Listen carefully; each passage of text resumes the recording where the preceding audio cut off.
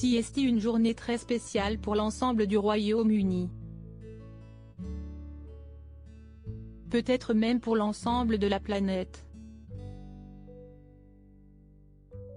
Décédée le 8 septembre 2022 à l'âge de 96 ans, au château écossais de Balmoral, Elisabeth II va être enterrée après 10 jours de deuil national, d'hommage et de divers rituels.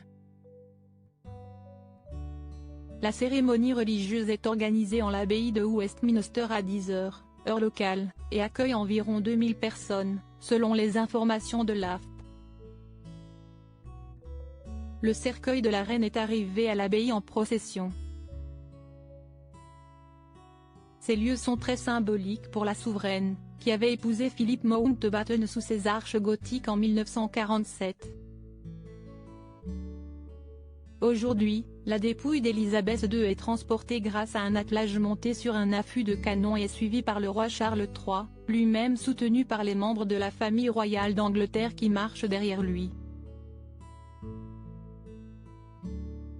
Le roi est arrivé en voiture avec son fils héritier le prince William. Kate Middleton accompagnait ses deux aînés George, 9 ans et Charlotte, 7 ans, ainsi que la reine consort Camilla. Quant au prince Harry, il a rejoint l'Assemblée en solitaire. Son épouse, Meghan Markle, n'a pas été annoncée et sa sortie de voiture n'a pas fait grand bruit. Vêtue de noir, un chapeau sur la tête, elle a sobrement rejoint son époux, privé d'uniforme officiel, à l'arrière de la procession. La cérémonie de Westminster sera suivie par une parade, une nouvelle procession, un ultime service funéraire puis l'inhumation d'Élisabeth II. Chaque étape est retransmise à la télévision et diffusée sur des écrans géants à Londres, ainsi qu'un peu partout au Royaume-Uni, sauf la dernière qui se déroule en privé.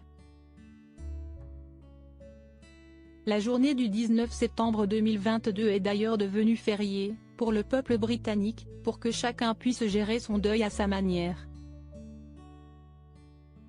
Les téléspectateurs peuvent remarquer, dans l'audience, notre président de la République, Emmanuel Macron, avec sa femme Brigitte, ainsi que le président américain Joe Biden, l'empereur du Japon Naruhito, le Premier ministre canadien Justin Trudeau, la présidente de la Commission européenne Ursula von der Leyen, le vice-président chinois Wang Qishan, la première dame ukrainienne Olena Zelenska ainsi que divers membres des familles royales du monde entier. Une foule à la hauteur de la grandeur de celle qui nous a quittés.